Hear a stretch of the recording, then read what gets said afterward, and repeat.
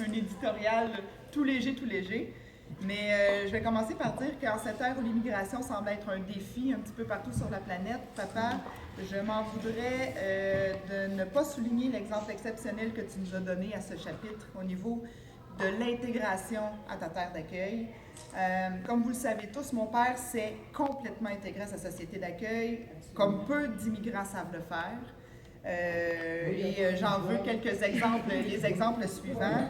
Alors, mon père s'est exilé à Mont-Laurier. Mais ça, faut vouloir. Il y avait le choix de Montréal-Nord, Mont-Laurier ou Mont-Laurier. Il a marié une naturelle de la place, la personne de ma chère maman.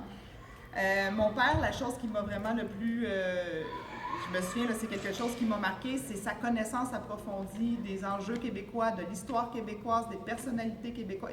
Mon père connaît ça comme s'il était de la 20e génération depuis Jacques Cartier. Québécois de souche.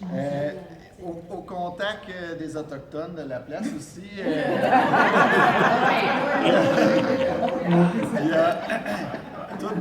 Ça déteint sur ses loisirs, ses passions. On a juste à... Non, la chasse, la pêche. Michel est un excellent chasseur de petits gibiers, pour ceux qui ne le savaient pas. C'est lui qui nous a initiés à la pêche, entre autres. Du vélo, il a même aussi pratiqué quelques sports d'hiver, dont le ski de fond. Puis c'est lui qui tapait à trail à toutes les autres qui riaient de lui en arrière. Et j'ajouterais à ça le hockey, qu'il n'a pas pratiqué lui-même, mais qui a poussé à ses enfants à pratiquer. Puis je vous raconte l'anecdote, je vais m'en rappeler toute ma vie. J'ai peut-être 5 ou 6 ans. Je suis en train de manger mon bol de céréales le soir chez nous. Et Michel rentre et vient me voir et dit « Christian, les petits gars ici ils jouent au hockey, fait que je t'ai inscrit au hockey. »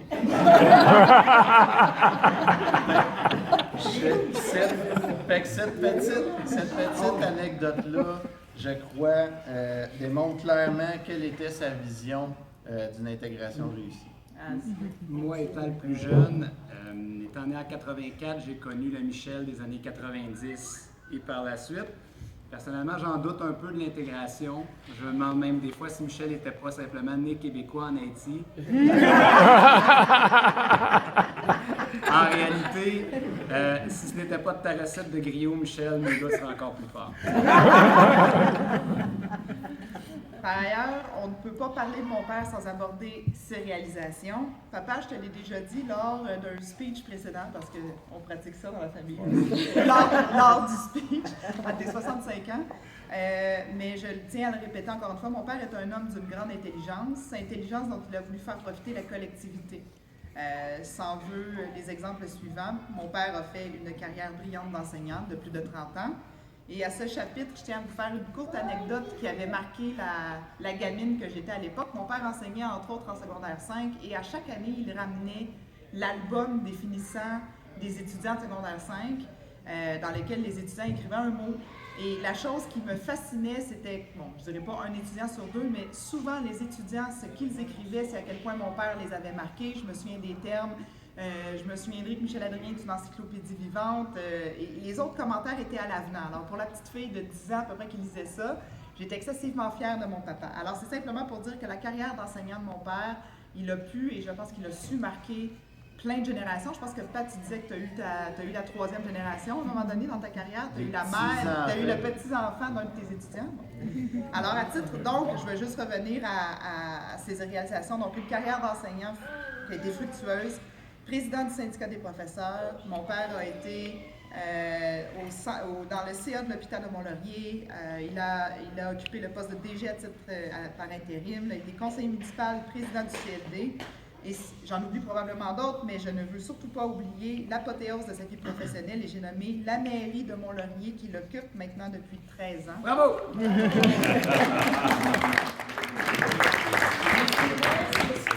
Ce qui fait que notre père est notre mère également.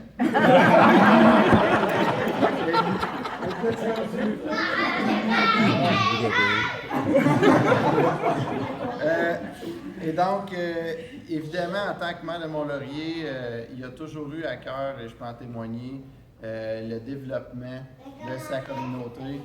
Et il a poussé très fort pour le développement de plusieurs projets. Et je pense que dans ses plus belles réalisations, j'aimerais souligner la sauvegarde du monastère des Moniales, dans lequel l'hôtel de ville a été déménagé, la construction d'une nouvelle usine d'eau potable ici à Mont-Laurier, et évidemment la salle de spectacle dans laquelle vous vous trouvez en ce moment. Je ne suis pas gêné de le dire, c'est grâce au travail acharné de mon père qu'elle existe aujourd'hui. Il a fallu convaincre beaucoup de ministres, beaucoup de personnes influentes pour réussir à faire construire une salle, vous l'avez vu, à la fine pointe de technologie ici dans les Hautes-Laurentides. Toutes ces réalisations-là, ben papa, on veut que tu saches qu'ils ne sont pas passés inaperçus à nos yeux. On l'a vu. Bon, évidemment, en plus de nous rendre très fiers, ça nous pousse chacun d'entre nous dans notre milieu respectif à essayer de ne pas être, comme tu dis, un parmi tant d'autres, et essayer de se démarquer.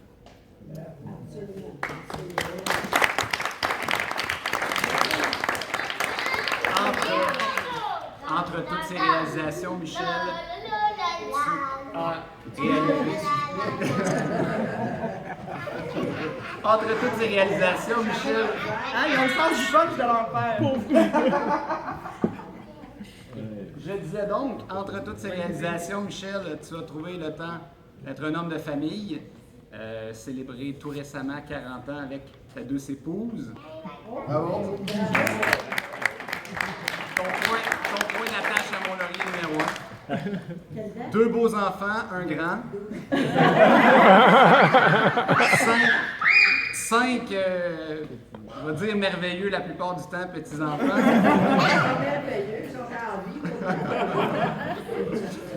Michel, ce n'était pas forcément le père avec qui je me suis tiraillé dans les couvertures et frappé des balles de hockey dans la ruelle, mais tu étais certainement un père respecté qui nous a amené beaucoup de connaissances, beaucoup de stabilité dans la façon de diriger ton foyer.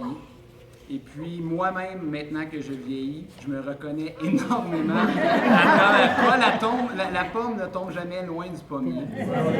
Quand je dis à Marianne de ne pas manger avant le souper parce que ça va l'empêcher de souper, quand je reste stationné devant chez nous pour finir le bulletin de nouvelles, ça va m'empêcher de sourire et de penser à toi.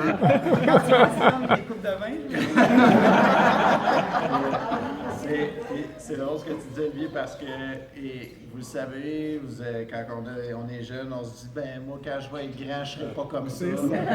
Puis on se rend compte qu'on a une copie de nos parents, puis dans des petits détails de la vie de tous les jours, mais le plaisir que j'ai à lire ma presse le samedi, à lire l'actualité, l'intérêt que j'ai pour la politique, les enjeux de société, l'importance que j'accorde à toujours être bien habillé en toutes circonstances, l'importance de l'initiative et de la proactivité. Je vous dis qu'il ne fallait pas rester à se tourner les pouces à la maison parce que ça faisait dire assez vite. Puis curieusement aussi, le dédain des douillettes de chambre d'hôtel. C'est dégueulasse. Ceci dit, Michel, maintenant que je vis moi-même la joie de la paternité, bien d'une part, j'aimerais te dire que ça me connecte avec toi d'une certaine façon, bien qu'on ne soit pas tout le temps ensemble, les 3 générations. En élevant mon propre fils, je nous revois un petit peu dans notre relation. Quelque chose que j'apprécie grandement. Et aussi, ça me conforte moi-même dans mon rôle de père, savoir que j'ai eu un modèle certainement digne de mention et un exemple à suivre en toutes circonstances, ce qui est la paternité.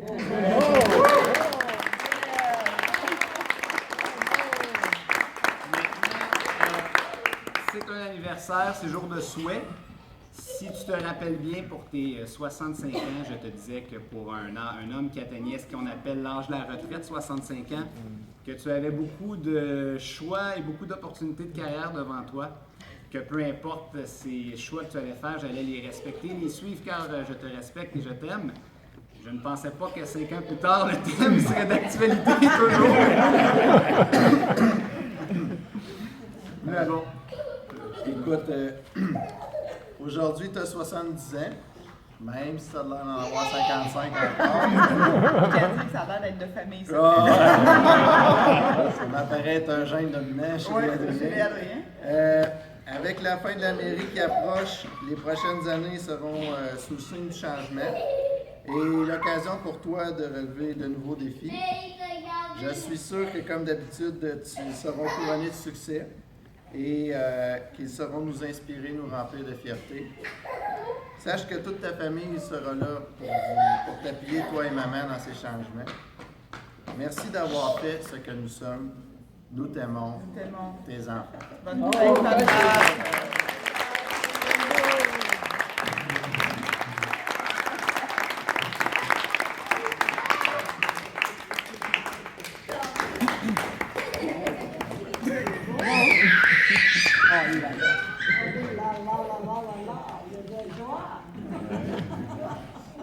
Arrête, mon Michel. Encore la poignée de main une autre fois. C'est pas fluide, hein? Maintenant, maman, je t'inviterai à procéder. À procéder? Ah ouais, la remise. Oui, on t'invite. T'invite, procéder. Je pense qu'elle fait quelque chose. Un petit mot.